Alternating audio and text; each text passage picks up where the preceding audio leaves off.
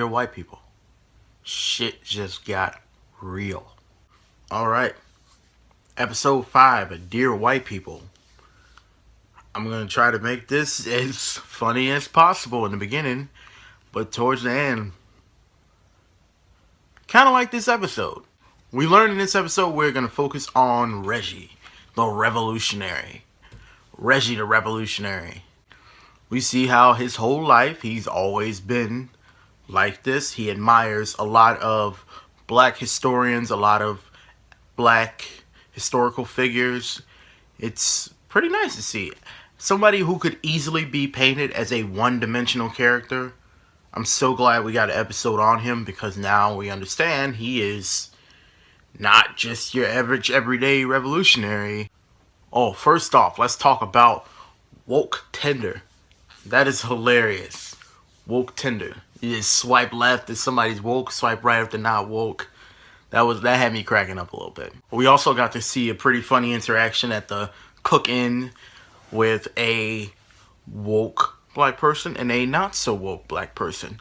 And the woke black person kind of sees the not woke black person as just like, the fuck are you? Open your eyes, man. What do you mean racism? I can't believe it.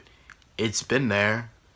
It's always been there. So from the beginning, we see that he has a thing for Sam. And Sam kind of doesn't seem to feel the same way about him. She has a certain closeness to him. She does feel that he is a great person, but she's right now with Gabe, and I don't know if that's ever going to happen, her and Reggie. It probably could have happened a while ago. We just haven't gotten to that part of the story because Dear White People sometimes jumps to the past and then jumps a little bit forward to the present. So just like how we randomly saw that Troy and Sam were together at one point. You never know.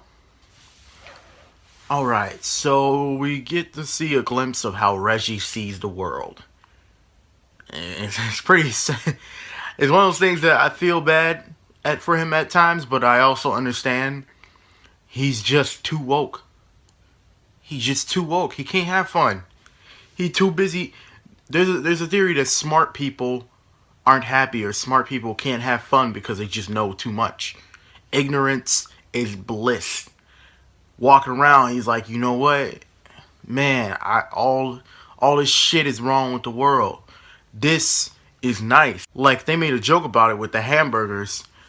Like, he's like, yeah, he's like, these hamburgers were packed in like we were packed in slave ships. But it's true. Somebody who's smart knows this stuff and is constantly having this in their brain. So it's hard sometimes for Reggie to seem like a fun person to be around. He's funny, obviously. Oh my god. I forgot what he said about Troy. It was like Uncle Clarence eating motherfucker. Oh. Reggie got the boots. Them Reggie boots. Them boots is pretty nice, I ain't gonna lie. So we meet their agent friend. I guess you can just call her Akami. She joins the revolution. There's one light-skinned dude with them. I don't know what he is. He's mixed with something. I just don't know what it is. I hope we get an episode on him and how he's dealt with his identity. Sam's friend seems to have a crush on Reggie, but Reggie only sees her as a friend. Hopefully they expand on that later on. Is that Lionel or is that a skinny lesbian? Oh, my heart died with laughter. I was laughing so hard I had to pause it. They go to the movies and they go see Oh No She Didn't, which is pretty funny because there's some movies I can think of nowadays that are kind of like that. We're just going to see them. Hate watch. When Lionel just wanted to go see Crayons the movie. You know, just like a fun-loving movie. That's it. That one scene where they're walking down the street and they start to look at the camera. I was like, I thought this was like a YouTube video. I wish they called this episode just quote. Because there are so many quotable things that they said in here, from Tarantino and Samuel L. Jackson to having them just say the N-word. That was beautiful. So the party scene. Let's start off with the fun parts. Reggie, they were talking about getting white girl wasted. We find out that Reggie is pretty fucking smart. Reggie knows your shit and he knows his shit. Alright, let's get down to that scene. You know when they started playing music and Reggie was with his white friend, how could they not exploit the whole N-word in the song? White dude says it, we say stop. I've been in that position quite a few times. I can see both sides.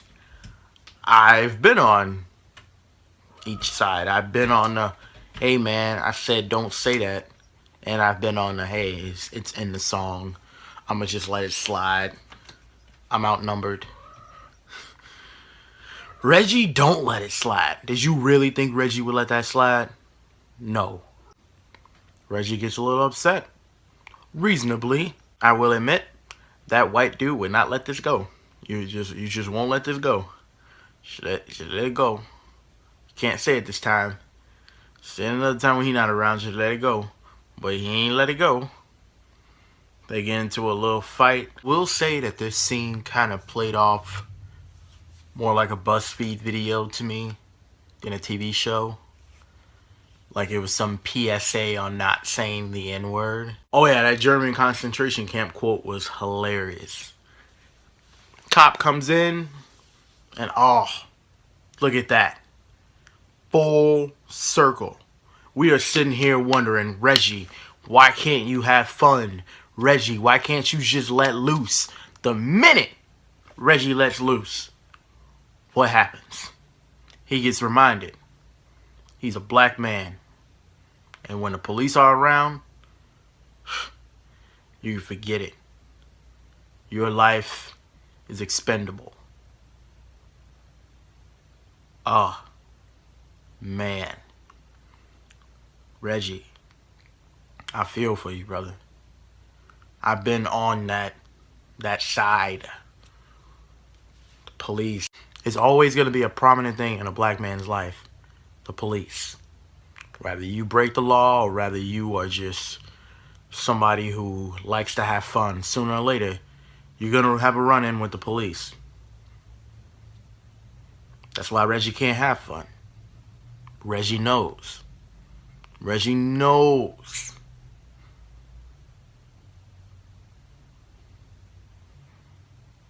So thank God they didn't shoot Reggie. I'm glad they didn't. Also, I'm pretty sure Reggie's going to end up with a white girl. After that whole little talk about how he only liked black sisters and how this show has worked so far, he's definitely going to have a white girl. I loved all the little hypocritical things that like happened, like with like the guy talking about those Asian, maybe he has Asian in him. That would make sense. He was talking about the Asian workers that make the iPhone and he pulls out his iPhone. Hilarious, hypocritical things. So yeah, it got really serious in the end. Very serious. Reggie's episode might be my new favorite. Definitely.